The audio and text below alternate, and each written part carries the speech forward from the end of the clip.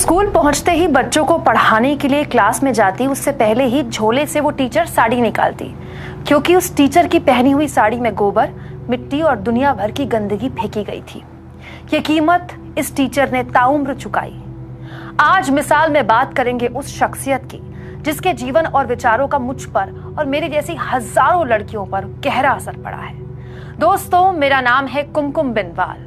इस देश में मेरी जैसी करोड़ों लड़कियां अगर आज पढ़ रही हैं, कुछ बन पाई, तो इस एक औरत की सोच और मजबूत इरादे के बूते। आइए आज मिसाल में बात करें इस देश की पहली महिला टीचर सावित्रीबाई फुले की। दौर गुलाम भारत का था। एक समाज के तौर पर आज से जमीन आसमान का फर्क समझ लीजिए। खास तौर पर औरतें तो अपने बुनियादी अधिकारों से बहुत दूर थी। अधिकार छोड़िए, लड़कियां समाज की कुरीतियों में बुरी तरह से जकड़ी हुई थी। बाल विवाह, विधवा उत्पीड़न, अशिक्षा, छुआछूत, सती प्रथा, घरेलू हिंसा। आप कल्पना भी नहीं कर सकते कि उस दौर की औरत किस कदर के समाज में घुटन में बस सांस ले रही थी। लड़कियों के पढ़ने लिखने पर कड़ी रोक थी और अगर वो लड़की दलित हो तो मुसीबत और बड़ी। ऐसे दौर में समाज को राह दिखाने के लिए आगे आई सावित्रीबाई फुले। सावित्रीबाई फुले का जन्म 3 जनवरी 1831 में महाराष्ट्र के सतारा में एक छोटे से गांव में हुआ। 10 साल की कच्ची उम्र में बाल विवाह हो गया। सावित्रीबाई फुले के पति तब तीसरी क्लास में थे और उनकी उम्र 13 साल की थी जब उनकी शादी कर दी गई। लेकिन सावित्रीबाई को पति के रूप में एक ऐसा जीवन साथी मिला जिन्होंने न सिर्फ उनके लिए बल्कि समाज की सैकड़ों लड़कियों की जिंदगी सुधारने की आजाद हिंदुस्तान से पहले ही नींव रख दी। उनके पति थे महान दलित चिंतक और समाज सुधारक ज्योतिराव फुले।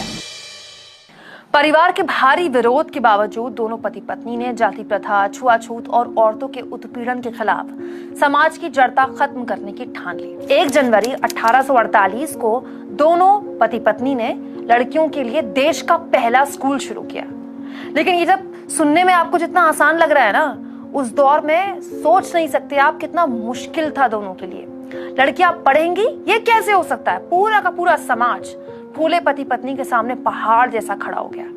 खासकर पुजारियों और कुलीन वर्ग ने लड़कियों के पढ़ने के खिलाफ सीधा मोर्चा खोल दिया। उन्होंने इसे एक तरह से अधर्म बताया, कहा ये तो धर्म के खिलाफ है। केवल 17 साल की उम्र में सावित्री अपने घर से लड़कियों को पढ़ाने के लिए जब स्कूल जाती थी तो जानते हैं उनके साथ क्या होता था? रास्ते में उन्हें गंदी गालियां देकर अपमानित किया जाता था। कोई उन पर घर से पत्थर फेंक कर मारता था तो कोई गोबर फेंक कर मारता था, कोई कीचड़ फेंक कर मारता था। कैसे भी करके हर किसी की कोशिश होती थी कि ये स्कूल बंद हो जाए।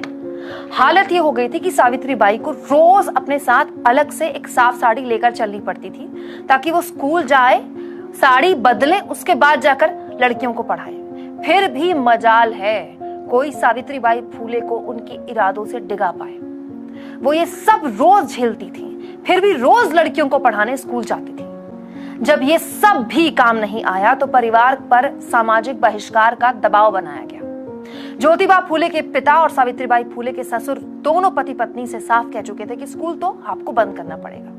दोनों ने मना कर दिया तो परिवार से उन्हें निकाल दिया गया। ज्योतिबा और सावित्री माई ने इस देश की बेटियों के भविष्य के लिए अपने घर से तक बगावत कर दी और घर छोड़ दिया, लेकिन लड़कियों को पढ़ाने का अपना इरादा नहीं छोड़ा। उस वक्त बहुत सारी लड़कियां दोस्तों 12, 13 या उससे भी छोटी उम्र में विधवा हो जाती थी। उनके बाल काट दिए जाते थे। उन्हें जिंदगी भर समाज की प्रताड़ना झेलनी पड़ती थी। सोचिए 12 साल की बच्ची जिसे शादी का मतलब नहीं पता, अगर वो विधवा हो जाए तो सोचिए उसकी पूरी जिंदगी तबाह। ऐसी विधवा लड़कियां आदमियों का आसान शिकार बन जाती थी। उनका बलात्कार किया जाता था और अगर वो गर्भवती हो जाएं तो उन पर जुल्म की इंतहा। पैदा होने वाले बच्चे का कोई भविष्य नहीं। ऐसी गर्भवती विधवा के सामने बच्चे को मार देने या आत्महत्या करने के अलावा कोई तीसरा विकल्प नहीं होता था। इस अमानवीय चक्र से महिलाओं को बाहर निकालने के लिए ज्योतिबा और सावित्री माई ने गर्भवतियों के लिए प्रसूति गृह शुरू किया जिसका नाम था बाल हत्या प्रतिबंधक गृह, जो उन गर्भवती महिलाओं के लिए उनका घर बना जिनका कोई घर नहीं था। सावित्रीबाई ने इस घर को पूरी कुशलता से, धैर्य से चलाया। वहां के बच्चों को शिक्षा दी, उज्जवल भविष्य दिया।